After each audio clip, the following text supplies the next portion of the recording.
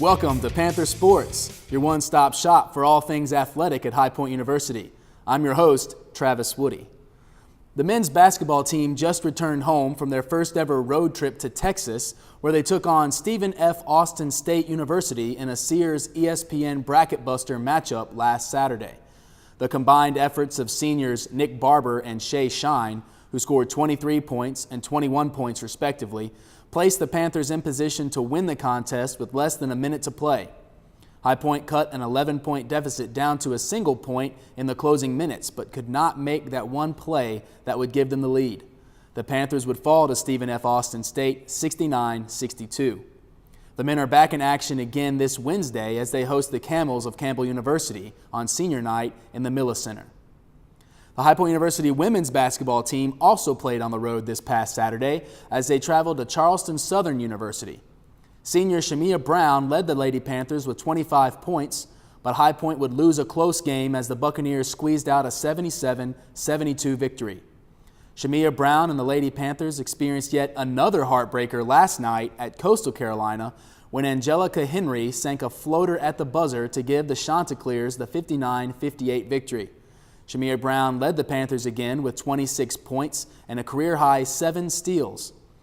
Less than 3 weeks ago, the Lady Panthers were undefeated and atop the Big South Conference.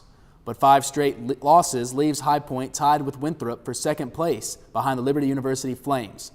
The Lady Panthers will finish their season with 4 straight conference games, the next one being Saturday against Presbyterian College. The High Point men's baseball team opened up their season with a 3-game series against Army this past weekend. Friday's game at Willard Stadium proved to be quite the pitching duel as junior Malcolm Clapsaddle took the hill for the Panthers against Army's Logan Lee. The two pitchers combined for only 5 hits, and it was some 2-out magic in the 6th inning that gave High Point their 2-run lead. A bases-loaded walk to Ryan Rush brought home Ryan Retz, who began the rally with a 2-out single to left field. Dane McDermott beat the throw to second base on a fielder's choice off the bat of Andrew Bartlett, which would result in the Panthers' second run of the inning. These 2 crucial runs would be the only ones recorded in the contest. Sophomore Jamie Schultz picked up his first career save, and Clapsaddle would pick up the first win of the Panthers' season. High Point played a doubleheader against Army the very next day, and after winning the first game 8-5, the Panthers looked to complete the sweep in Game 3, but it was not to be so. Army's bats came to life and handed the Panthers a 6-1 loss.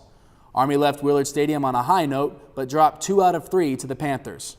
High Point takes on UNC Charlotte tonight at Willard Stadium and plays at Wake Forest tomorrow at 4 p.m. When we return, we'll be talking women's lacrosse with Courtney McLaughlin, one of the captains of this season's team. We'll be right back. At High Point University, every student receives an extraordinary education in an inspiring environment with caring people. With rigorous academics and stellar faculty, students enjoy state-of-the-art facilities inside the classroom and across campus. In the last 6 years, the university has achieved high rankings and has tripled in enrollment and national stature. Our focus is on holistic education, on experiential learning, and on values-based living. That's High Point University, extraordinary.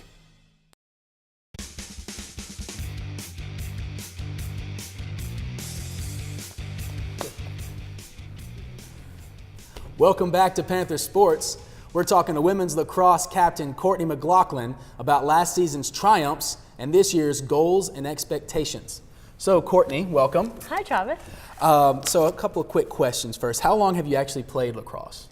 I actually started playing lacrosse my freshman year in high school. I got a late start. My family moved here from Long Island down to North Carolina after my dad retired from the police department. So, you know, I missed basketball tryouts, which I grew up playing. My dad played basketball, my sisters played basketball in college, and they told me, I knew of lacrosse because it was popular on Long Island, so I was like, oh, it can't be that hard. So I gave it a shot, and yeah, I've been playing since freshman year. So freshman year, so not very long at all from being now a Division I. So you're a junior, right? Yes. So did you transfer in from a school and played at that school originally? Yes, when I just committed my junior year to UNC Chapel Hill, and I played there for a year and a half until spring of my sophomore year. So last spring, I decided to make the move to High Point. I followed my younger sister here, Katie McLaughlin, who's a freshman. Okay. So, yeah. Cool, cool. For those of us who don't really know all that much about lacrosse, being from this area, I don't personally know that much. Could you explain kind of the positions of a lacrosse team? Like what happens there? Yeah, well, the attackers are they're all offense. So their job is just to score goals. And midfield goes both ways. They play both offense and defense. There's usually 4 midfielders. And then there's defense, which is my position, which our job is just to prevent the other team from scoring goals. And then to back it all up, we have a goalie and cage. There you go. So. Okay, so are there differences in rules between men's lacrosse and women's lacrosse? Women's lacrosse is a lot less contact than men's lacrosse. Men are allowed to hit each other and rough each other up. I think it's more like football, whereas our game is a little bit more finesse and technical. Their pockets are much deeper and they're on their stick, and they have a time limit on how long it takes to get over the midfield line. So their game is a little bit more rushed than ours. Okay. All right, well, that makes some more sense. So last year was the inaugural season for High Point's lacrosse team, women's lacrosse team. And lo and behold, you come out and you win the conference in your first year. Did you expect that to happen when you got here and y'all started practicing? Did you see that much talent? When I got here in the spring, I had only heard the stories of what the girls went through in the fall to prepare for the spring season. And I knew right away we were going to be a special team. We were light years ahead of what I thought a first-year program was going to look like. And it was just amazing. Everyone had so much chemistry, got together right away. They welcomed me immediately. And things kind of took off from there. I think it showed on the field how well we all got together. That's awesome. Well, we're going to take a quick break. When we come back, we're going to continue our discussion of women's lacrosse with Courtney. Don't go anywhere. At High Point University, every student receives an extraordinary education in an inspiring environment with caring people. Cutting-edge academic programs are matched with state-of-the-art living. The transformation of this institution has tripled its size, and it has attracted national attention. Students learn and live in a beautiful 300-acre campus. That's High Point University. Extraordinary.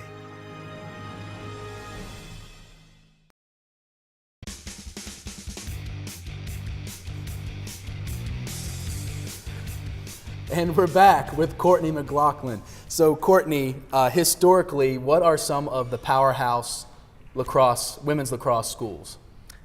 Northwestern has always been a good program for lacrosse. They started, I think, about 9 or 10 years ago, and they've already won 8 national championships. Wow. So they kind of came in right away and became a perennial powerhouse for women's lacrosse. UNC Chapel Hill, where I came from, has been a Final Four contender.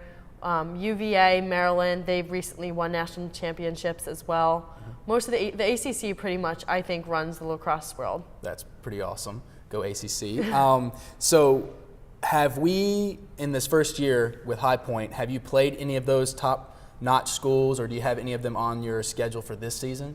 Last year we played Carolina. It was a really big test for what we were going to face this season. It was after we had already won conference championship, so we had that under our belt, and before the season ended, coach just wanted to give us a try versus such a top-tier team. And we lost really badly. It was rough, but I think it just showed us what we needed to work on individually over the summer and come back ready to go to set the bar high for this season. This season we face Virginia Tech tomorrow. They're used to a tough ACC schedule. And we have Duke. We're going to Duke to play them, so that'll be a big game for us. They're ranked number 5 right now. So that's awesome. Yeah, I'm really excited. Because you started the season right where you left off. We talked about this in an earlier show, that you beat Navy right away, first thing. So that was pretty awesome. So do you think with this schedule, with this team you have, that a repeat could happen? Could you win conference again? I'm not going to jinx us, but I think it could happen. We have a really good team. We have freshmen that have come in right away and made an immediate impact. I think we're so much better than last year, and I think it's going to show on the field this year. And I think tomorrow with our game versus Virginia Tech, it's really going to be a true testament of the rest of the season. That's awesome. Well, we wish you best of luck. And but unfortunately, that's all the time that we have for this week's edition of Panther Sports. Be sure to tune in next time as we stay up to date on all of Panther Sports. Good night.